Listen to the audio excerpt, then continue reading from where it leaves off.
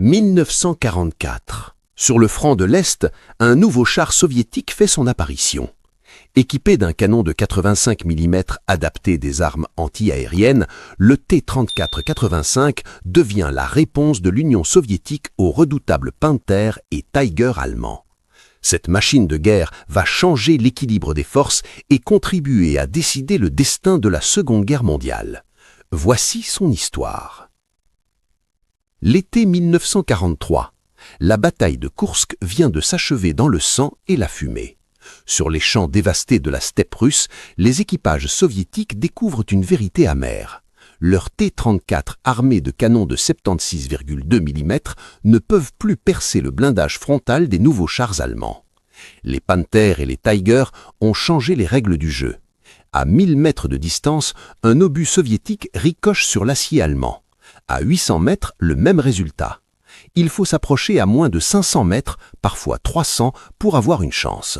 Une distance mortelle où les canons allemands de 75 et 88 mm transforment les T-34 en tombeaux d'acier. Les pertes soviétiques atteignent des proportions alarmantes. Dans les bureaux du Kremlin, Staline exige des solutions immédiates. Les généraux de l'armée rouge présentent leur rapport. Le T-34, ce char qui a sauvé Moscou et Stalingrad, est désormais techniquement dépassé. L'industrie soviétique doit réagir rapidement, sinon la reconquête de l'Europe de l'Est sera payée d'un prix en sang impossible à accepter. En décembre 1943, dans les usines de l'Oural et de Gorki, les ingénieurs travaillent jour et nuit sur un projet révolutionnaire. Adapter un canon anti-aérien de 85 mm au châssis du T-34. Cette arme, initialement conçue pour abattre les avions de la Luftwaffe, possède la puissance nécessaire pour perforer 110 mm de blindage à 1000 mètres de distance. De quoi enfin affronter les Tiger frontalement. Mais intégrer ce canon exige une refonte complète de la tourelle. Les ingénieurs conçoivent une nouvelle tour, plus grande, plus lourde, inspirée de celle du char lourd KV-85. Cette tourelle peut maintenant accueillir 3 hommes au lieu de 2. Un tireur, un chargeur et surtout un commandant enfin libéré des tâches de tir. Si vous êtes passionné par l'histoire militaire de la Seconde Guerre mondiale, abonnez-vous à l'Énigme militaire pour ne manquer aucune de nos enquêtes documentaires. Laissez un commentaire avec le mot Koursk si vous connaissiez déjà l'impact de cette bataille sur l'évolution des chars soviétiques. Entre décembre 1943 et janvier 1944, l'histoire militaire soviétique bascule dans l'urgence. 2 équipes d'ingénieurs s'affrontent dans une course contre la montre. D'un côté, l'équipe de Fyodor Pietrov à l'usine numéro 9 développe le canon D5T de 85 mm. De l'autre, l'équipe de Vassili Grabine perfectionne le ZIS S-53, une version simplifiée plus rapide à produire en masse.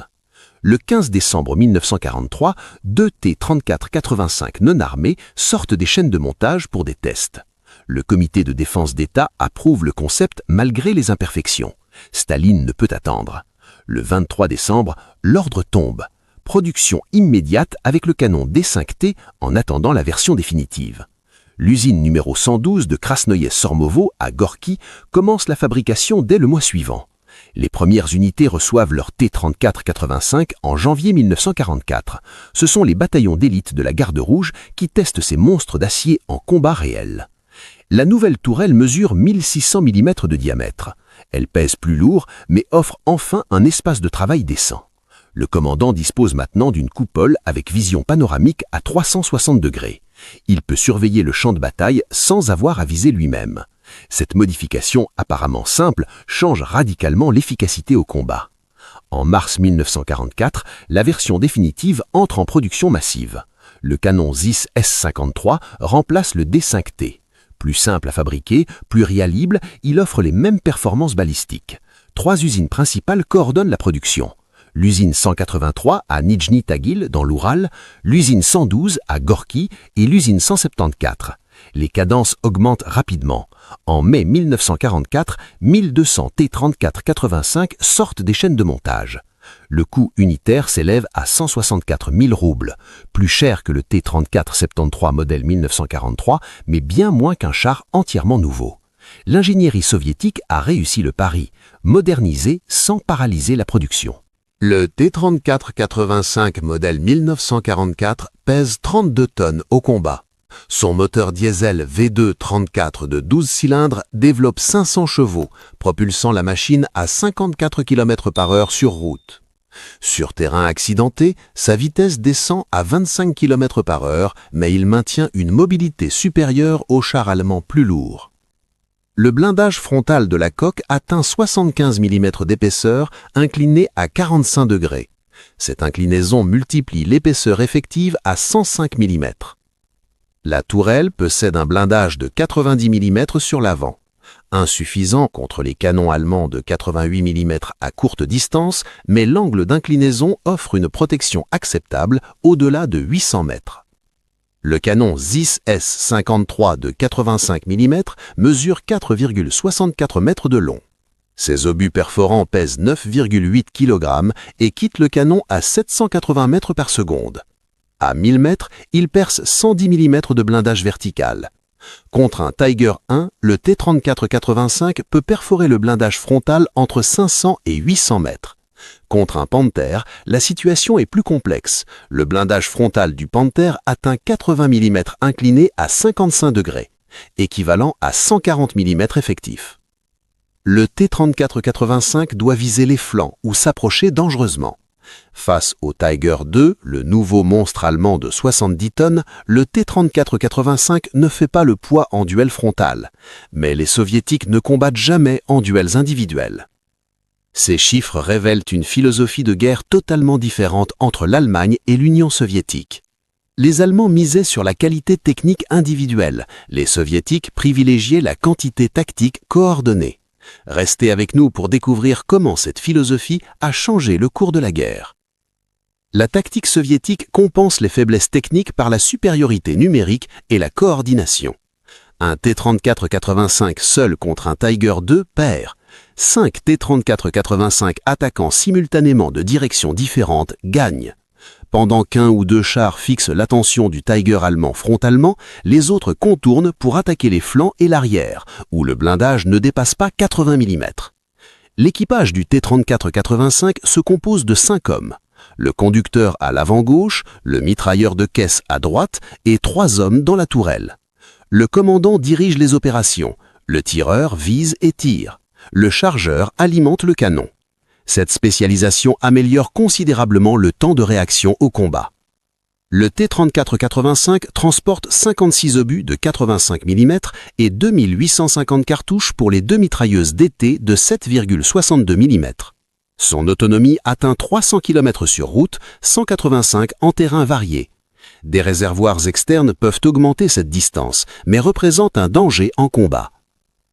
Le 23 juin 1944, 2 ans jour pour jour après le début de l'opération Barbarossa, l'armée rouge lance l'opération Bagration. 2 400 000 soldats soviétiques, 5 700 chars et canons automoteurs, plus de 5 000 avions se jettent sur le groupe d'armées centre allemand. Les T-34-85 constituent le fer de lance de cette offensive titanesque. En première ligne, les nouveaux chars soviétiques avancent en formation coordonnée. Contrairement aux attaques désorganisées de 1941 et 1942, Bagration démontre une maîtrise tactique impressionnante. Les corps blindés percent les lignes allemandes sur des centaines de kilomètres, encerclent des divisions entières, libèrent Minsk en 10 jours. Les T-34-85 excellent dans ce type de guerre de mouvement. Le 3 juillet, 2 pinces soviétiques se rejoignent à l'ouest de Minsk, emprisonnant 150 000 soldats allemands.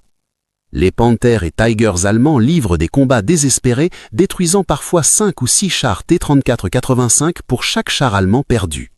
Mais les ratios ne comptent plus. Pour chaque Panther détruit, 5 T-34-85 de remplacement arrivent du front. Les usines soviétiques produisent maintenant 1200 chars par mois. Les usines allemandes ne peuvent aligner que 200 Panthers sur la même période.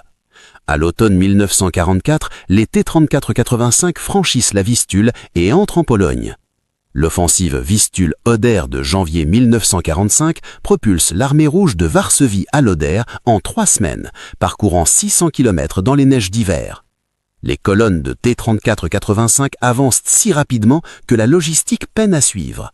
Des unités doivent s'arrêter faute de carburant, mais la masse globale continue de rouler vers Berlin. En avril 1945, la bataille de Berlin commence. Les T-34-85 pénètrent dans les faubourgs du capital du Reich. Le combat urbain est mitoyable. Les Panzerfausts allemands, roquettes anti-chars portables, deviennent le cauchemar des équipages soviétiques. Les T-34-85 se dotent de protections improvisées, des cadres de lisse soudés sur les tourelles pour faire exploser les Panzerfaust à distance, des planches de bois fixées sur les flancs, des sacs de sable empilés sur les blindages. Le 2 mai 1945, Berlin capitule. Des T-34-85 stationnent devant le Reichstag en ruine.